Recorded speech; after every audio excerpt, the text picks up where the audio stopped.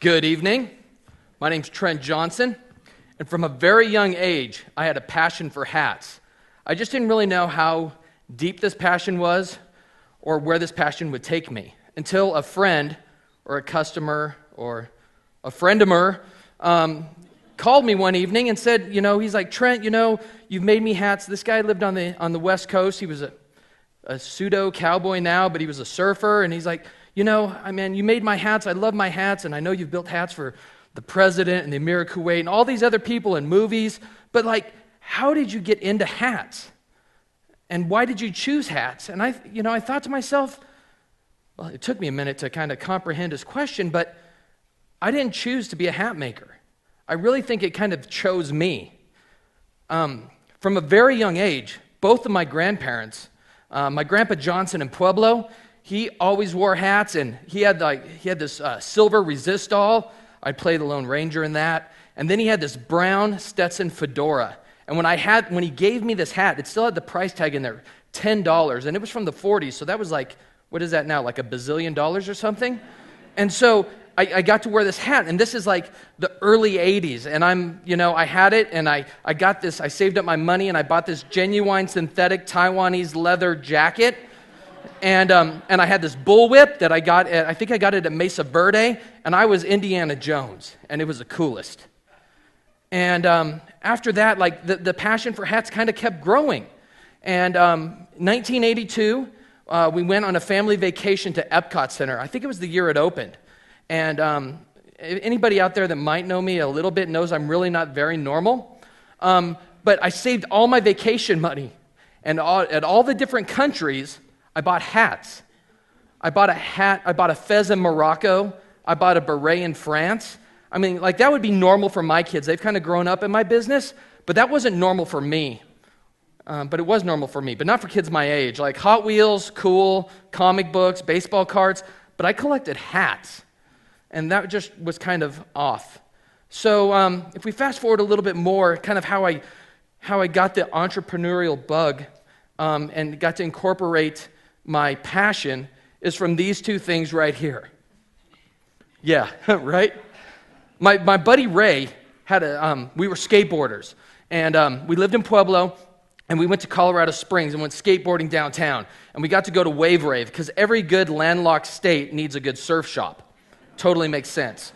But we went in there, and we all skated board in there, and we looked, and there was this Maui and Son t-shirt with the Shark Man. It had the Shark Man on the back, but this shirt was like $15, and I didn't have $15. So my friend Ray, his mom says, well, if you come mow my lawn, I'll buy you the t-shirt. Seemed like a fair trade. I just didn't realize how big their yard was. But I got my t-shirt, and I'm kind of OCD and the whole straight line thing when you're mowing the lawn, and then 3 inches over so you get the nice overlap on the tire tracks. But other people took notice of this. And pretty soon, some other neighbors and some other folks asked me to mow their lawn. So I went to my dad. I was like, man, I'm starting a business. It's Trent's Lawn Service. And he's like, that sounds like a great idea. So I went to the shed to go get the lawnmower. And he's like, just a second. That's my lawnmower. I went, well, but I use it to mow the lawn. He's like, no, that's one of your chores. That's my lawnmower. I'm like, but I have all these jobs lined up. He goes, I'll tell you what. I'll rent it to you. I'm like, what a jerk. I might have used a few other words, but they told me PG. So what a jerk. So anyhow, my first goal now is to make enough money to get out from underneath the man. So I mow lawns, straight lines, and I save up enough money. I buy my own mower, my own trimmer, my own gas can, trash cans, everything. And so now I'm out from underneath the man. I can mow lawns. I can make money. I'm a free man. So I mow lawns, but then my dad was a school teacher, and some of the teachers took notice of my crafty, straight-lined OCD yard work and asked me. One of them, Mrs. Parton, she lived over on Pitkin, and it was a long ways away. And but now I'm like, oh, I could do this. So Mr. Cacciatore, who had the classroom across from my dad, he had a trailer for sale. So I saved up my money, and I bought this trailer, and I'm like, man, I'm expanding all throughout the south side of Pueblo. So there was one thing I didn't really think through, is I'm not old enough to drive. So I go to my dad, I tell him about my business opportunity. He's like, that sounds like a great idea. I'll just charge you mileage. I'm like, oh my gosh, you're killing me, Gary. And he didn't like it when I called him Gary. I'm supposed to call him Dad. But I'm like, what a jerk, with some other words. PG, Trent, PG. What a jerk. So anyhow, he drives me in the Subaru with my trailer, with my stuff that I paid for. Finally, I got old enough, and I bought a 1982 Datsun truck. That's the predecessor of the Nissan to you younger folks. Okay, so now I am free. I'm out from underneath the man, and now I have some employees. I'm in high school, and I always ask my dad, like, who are the cool 8th graders? Who are the hard workers? Dad, who do you like? And so I would interview these 8th graders, and I'd always get my lawns in little pockets so I could stop and drop them off to do my work, and I could go hang out with my friends that didn't have to have jobs because they were spoiled. They weren't all spoiled, but some of them were. But at the same time, I was a ski racer. Yeah, like slalom, giant slalom, downhill. And one of my sponsors was Oakley. And they would send me these box of sunglasses the year before they came out. Like the cool ones. We're talking like 85 with a little Oakley sticker across the forehead. Nobody in Pueblo had those except for me. So now it's time, it's payday. So here come the 8th graders. It's like, well, do you guys want cash or do you want new Oakley sunglasses? Oh yeah, the barter system. So, of course, they're 8th grade boys, and they have sunglasses that nobody else in town has. So there we go. So I was making bank. But now, so my senior year, and one of my employees, Jeff Santos, I offer, and he buys my business.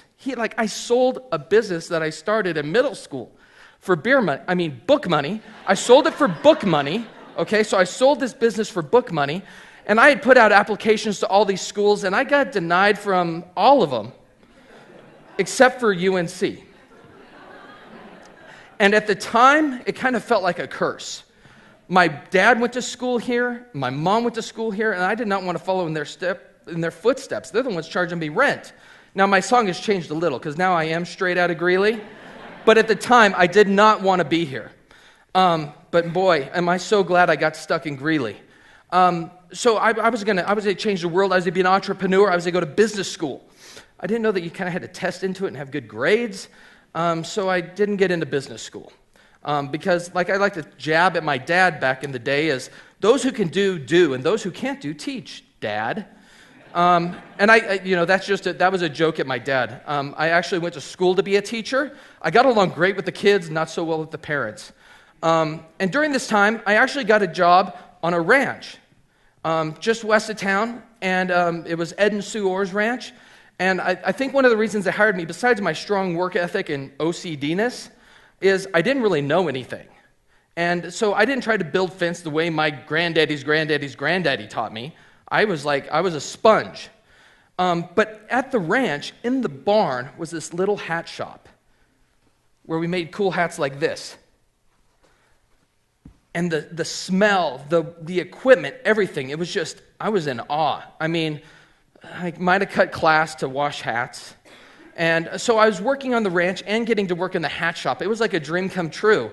So during my second senior year, because I was on the 5-year plan, but I knew how to shape hats, I was trying to figure out how I could buy a hat shop. So I started doing research.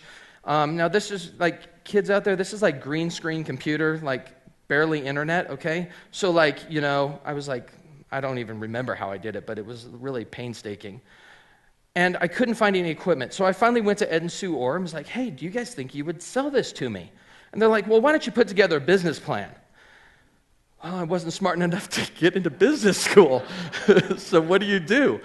So I actually went to the Small Business Development Center at night, and I took classes and learned how to write a business plan. And Ed's secretary, Ann, typed it on a typewriter. That's before the computer. On a typewriter. She typed it for me.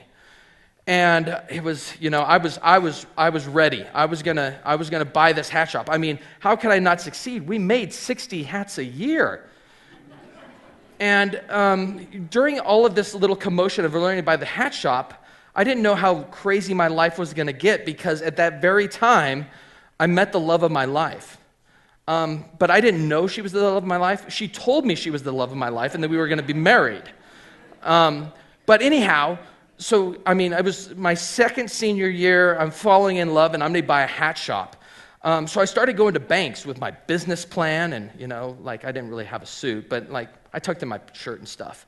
And no banks, banks would come to the store, and I'd show them all this cool equipment. This was made in 1843. This was made in 1850. This is where we press the hats. And they're like, this all looks like a bunch of junk. So all the banks told me no. Every bank in town, and I'm not joking, every bank in town told me no. So I went to my friend Joel. I went to his dad. He was a really smart businessman.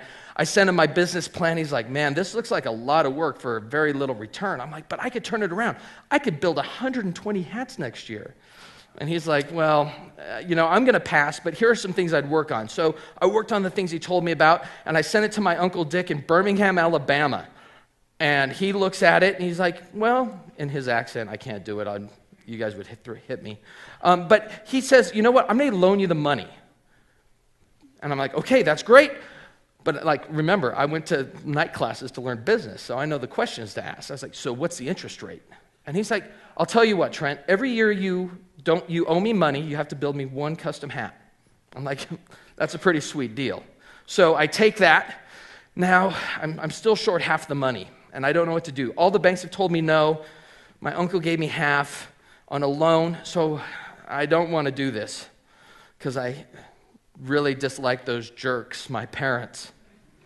So I go to my parents, lay out the business plan. I'm like, well, you guys, take a look, take your time, tell me what you think, let me know if you have any questions. Uncle Dick is going to loan me half the money. And they look at it, and they push it across the table, and they tell me no. They're not going to loan me the money.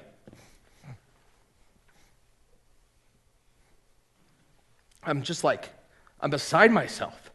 I'm like, but why not? And they're like, well, remember when you said we were jerks and we rented you the lawnmower and we charged you rent? I'm like, yeah. They're like, well, we invested all that money, but we wanted you to earn it. Sorry. Is that not, my parents are the coolest jerks in the world, right?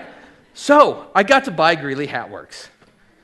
And, it's taken me a lot of places. I travel the world. I've met presidents. I do all kinds of cool stuff.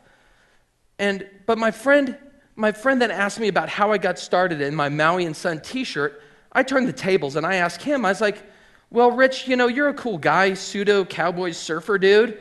How did you get your start? And he's like, well, Trent, it was the late 70s, early 80s. We were smoking a lot of pot, living on the beach. We got the munchies. I'm like, okay. I'm not sure where this is going. And he goes, so we started making cookies. And we sold those cookies on the beach. And we came up with a little logo that was like a cookie, but had all the little elements of the earth on it. And that's how we started Maui and Son Surf Company. What? The guy that inspired me thinks I'm cool? It doesn't get better than that, right? So because of OCDs, lawnmowers, and the Shark Man, and my passion for hats has put me here in this awesome community. So I'm going to thank you all for coming. Enjoy the rest of the evening. Thank you.